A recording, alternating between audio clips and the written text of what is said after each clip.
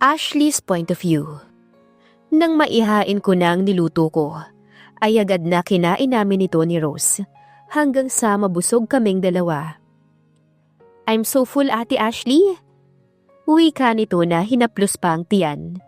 She sat next to me on the sofa while we're watching TV. What did Daniel say? I asked her while still watching. Okay daw. Sayang at hindi raw siya makakasama. Marami pa namang next time. Nag-aya kasi ito na mag-Enchanted Kingdom kami. Pumayag naman ako pero sinabi ko sa kanya na magpaalam muna kay Daniel para alam nito na lalabas kami at kasama ko. Nagpaalam na siya sa akin na magbibihis lamang daw siya at aalis na kami. Hinintay ko na lang siya sa sala habang nanonood dahil wala naman akong dalang pamalit. At hindi naman out of place ang suot ko kung pupunta man kami sa amusement park. Pagbaba ni Rosay, hindi ko mapigilang mapangiti. Talagang ginaya mo ang outfit ko today? Yes, and I'm comfortable with this. Umikot pa ito sa harap ko. Nakasuot kasi ako ng white high-waist short at t-shirt na pula. Siya naman ay black na short at naka-blue na t-shirt ang suot. Pareho rin kaming naka-rubber shoes. Sasakyan ko ang ginamit namin dahil wala naman kaming ibang pagpipilian. Hindi naman kami nagtagal sa biyahe dahil malapit lang ang bahay ni Daniel sa Enchanted Kingdom. Good thing we used the Waze dahil hindi pamilyar sa amin ang Laguna. May hawak kaming map ni Rose habang naglalakad papasok sa EK para malaman namin kung saan muna kami unang pupunta. Here on Rio Grande. Sabi niya tinuro kung saan iyon. May kahabaan ng pila sa Rio Grande nang makarating kami dahil may mga nakasabay kaming mga nag-field trip. Ilang minuto pa ang lumipas ay nakasakay na kami. Nang kami na ni Rose ang sumakay, ay magkatabi kami at may iba pang hindi namin kilalang sumakay sa sasakyan dahil kailangan mag-balance. Tawa lang kami ng tawa nang makababa kami sa rides. Ang swerte ng mga kasama namin sa ride dahil kami pang dalawang nabasa at hindi sila. Nag-aya pa silang mag-picture kami habang basa para raw remembrance na okay lang naman sa akin dahil kakaibang experience yun. Paglabas namin ay bumili na lamang kami ng damit sa souvenir shop at nagpalit sa banyo. Parehas kami ng design ng damit para kambal daw kami. Natawa na lamang ako sa pinagagagawa ni Rose. Though, gusto ko rin naman dahil para na rin akong nagkaroon ng kapatid na babae sa kanya. Sumakay pa kami sa ibang mga rides at hindi namin namalayan ang oras kung hindi pa kami nagutom. 7 na pala, Rose. Hindi ka pa ba nagugutom? Tanong ko nang makababa kami sa Flying Fiesta. Ha? 7 na? Uwi na kaya tayo? Total, nasakyan na naman natin halos lahat. Masyado ka na rin gagabihin pa uwi sa Manila. Dahil sa sinabi niya ay naalala ko na baka nakauwi na si Gabriel. Oo nga, Rose. Masyado na akong gagabihin. Nang makarating kami sa sasakyan ko ay dali-dali akong pumasok at pinaandar ko na. Pagkarating namin ni Rose sa bahay niya, ay inaya niya muna agad akong mag-dinner. At hindi naman ako tumanggi pa dahil siguradong magugutom ako sa biyahe dahil aabuti na ako ng kalaliman ng gabi sa biyahe. Nagmamadali rin ako habang kumakain kaya pinagsabihan ako ni Rose na magdahan-dahan lang. Bye ate, balik ka rito ha. Mamimiss kita. Sa susunod, ako naman ang dadalaw sa'yo. Hindi ko pa nga pala nasasabi sa kanya na kay Gabriel na ako nakatira. Ni hindi ko pa nga nababanggit sa kanya ang tungkol sa fiancé ko. Saka na siguro kapag bumalik ako. Tiyak na mahaba-habang usapan yun kapag itong si Rose ang nagtanong. Niyakap ko naman siya pabalik at saka ako pumasok sa sasakyan ko. Hinintay muna ako nitong makaalis bago siya pumasok sa loob ng bahay. Kakalabas ko lang mula sa subdivision nang umilaw ang cellphone ko na nasa dashboard. Sinilip ko naman ito at tumatawag na si Gabriel.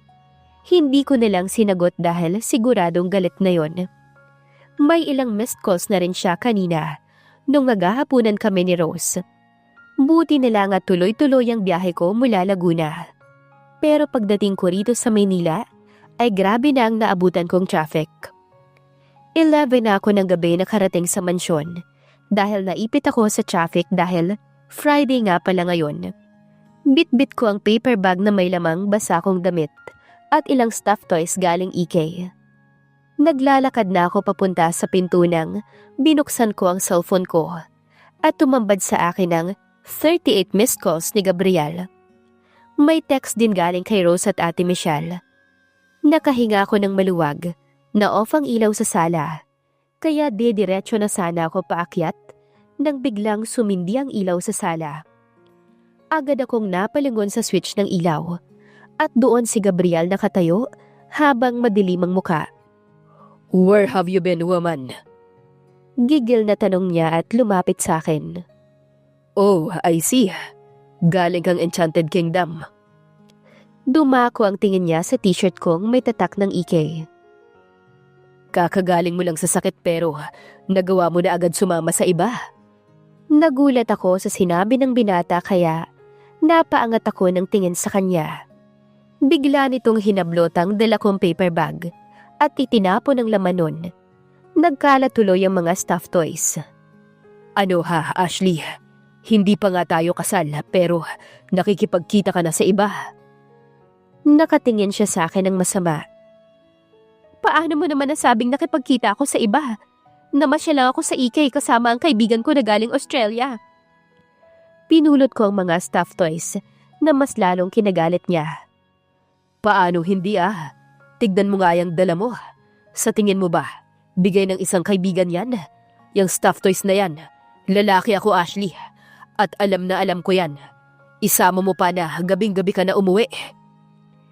Hinila ko nito sa braso. Paakyat pero hinawakan ko ng mahigpit ang mga stuffed toys para hindi mahulog.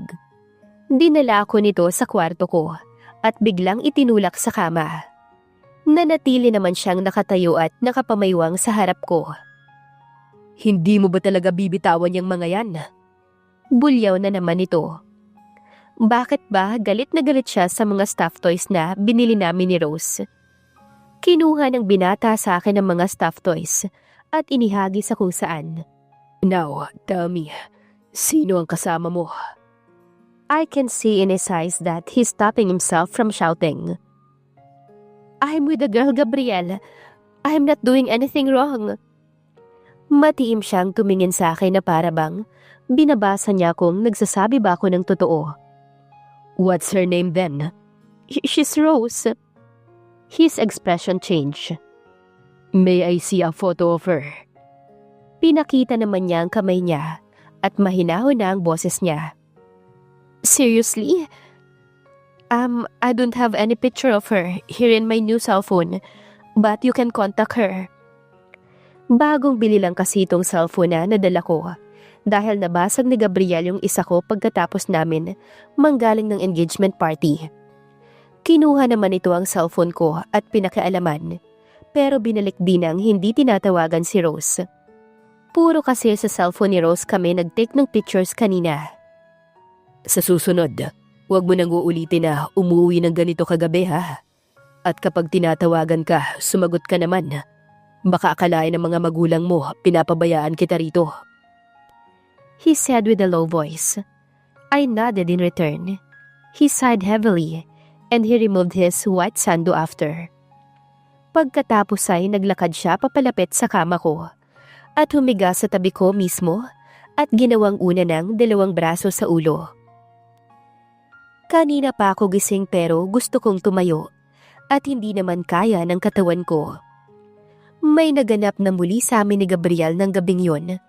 Though masaya naman ako dahil hindi kagaya nung unang beses na may nangyari sa amin na sa pilitan ay walang nangyaring ganun kagabi. Ipinaubaya ko ng kusa ang sarili ko kagabi sa kanya nang walang pag-aalinlangan dahil maingat at masuyo naman ang bawat haplos niya. Kahit ayaw ko pa sanang bumaba ay wala naman akong choice dahil nagugutom na ako. Anong oras na rin kasi? Nagtungo muna ako sandali sa banyo para mag-ayos.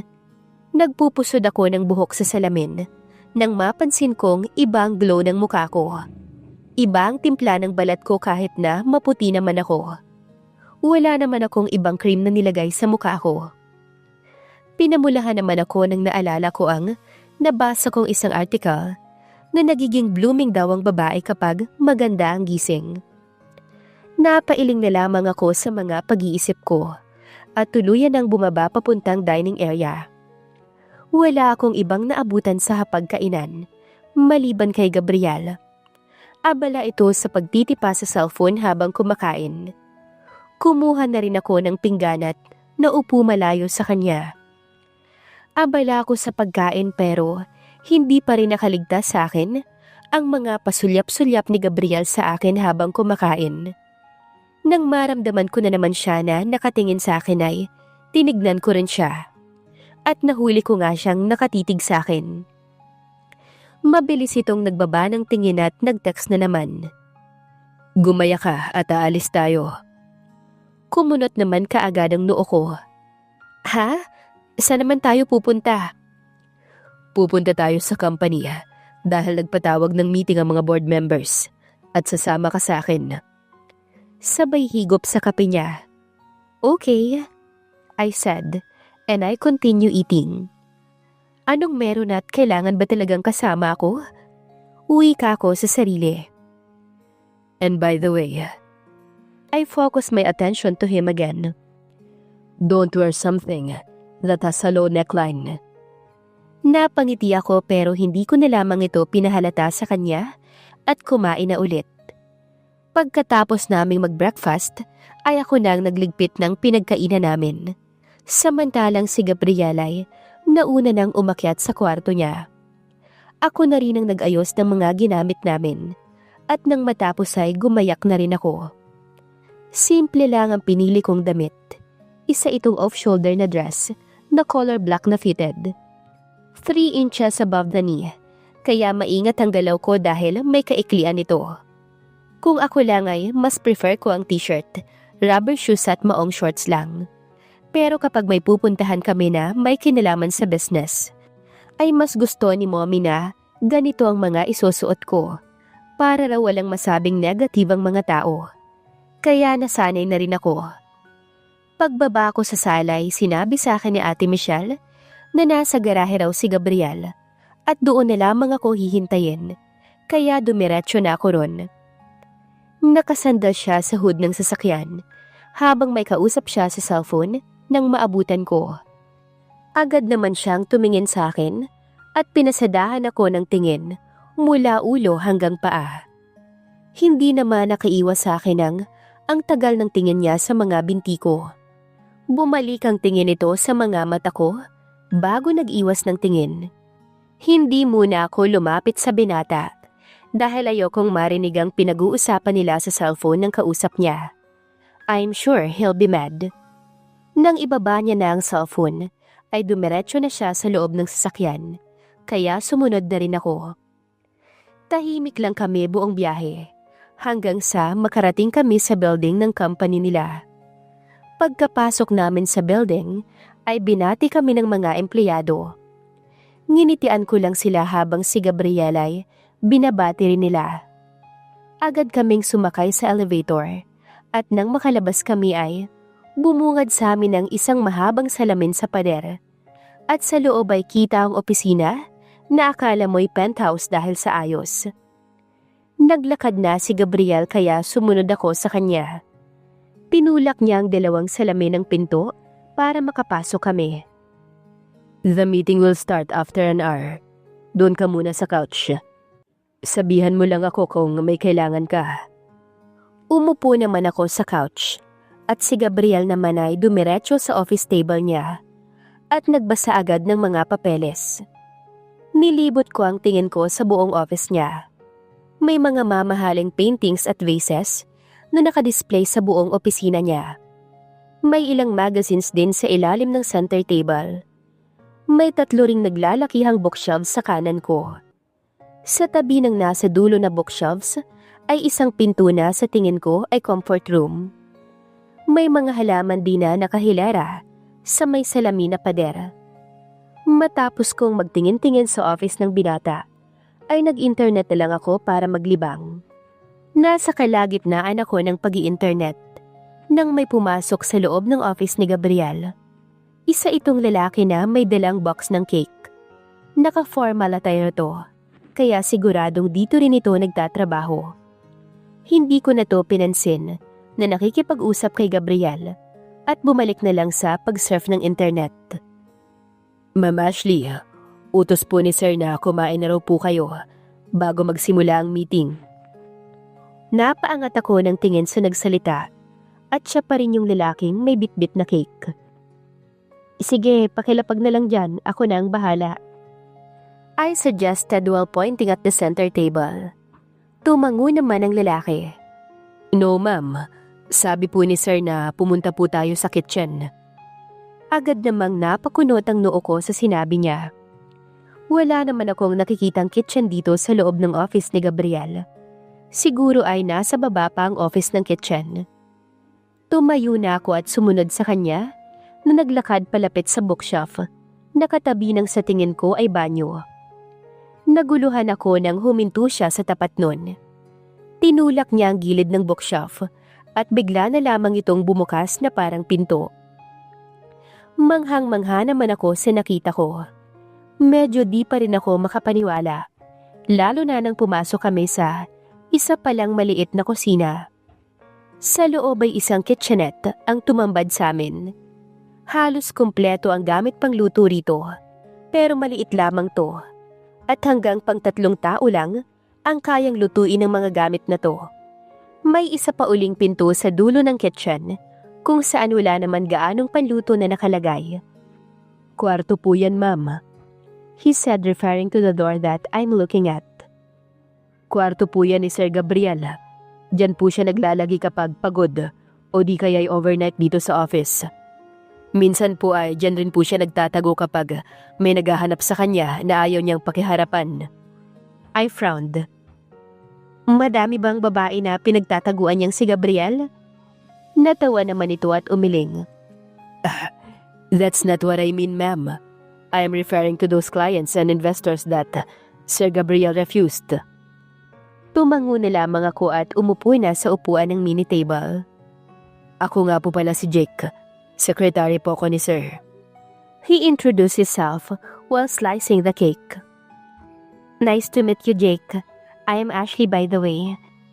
Just call me ma'am, or whatever that makes you comfortable. Tumango naman ang lalaki. Pagkatapos nitong maghati ng cake at ibigay sa kanya ay umalis na to. Marami pa raw kasi siyang aasikasuhin. Hinayaan ko rin naman siyang umalis dahil nakakahiya naman at baka nakakaistorbo na ako. Kaya ko namang asikasuhin ang sarili ko. Pagkatapos kong kumain, nilinis ko na ang mga ginamit ko at inilagay ang natirang cake sa ref.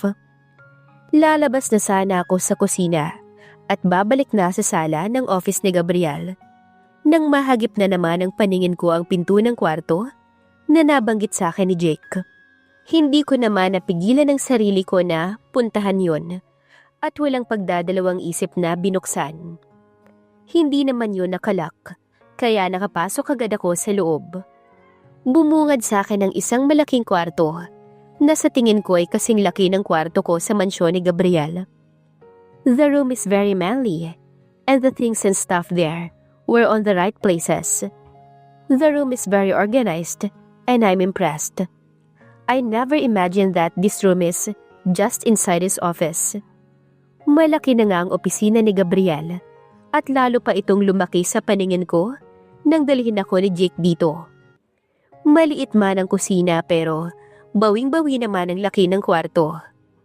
Umupo ako sa kama habang pinagmamasdan ang kabuuan nito. May TV, closet at banyo rin. Pwedeng-pwede ng tirhan. Kung hindi ka nalalabas dito ay aakalain mong nakatira ka sa isang condo unit. Napansin ko ang kaisa-isang picture sa loob ng kwarto ni Gabriel na nakasabit sa taas ng TV set niya. Nilapitan ko to para makitang mabuti. Sa picture ay si Gabriel at may kasama siyang isang babae. Medyo bata pa si Gabriel dito at ganoon din ang babae. Nakangiti si Gabriel sa picture at ganoon din ang babae habang magkadikit ang mga mukha nila. Sa tingin ko ay nasa college days pa si Gabriel nito at ang babae naman ay high school. Gabriel's ex-girlfriend maybe. Hindi na ako nagtagal sa picture dahil nakakaramdam na ako ng selos.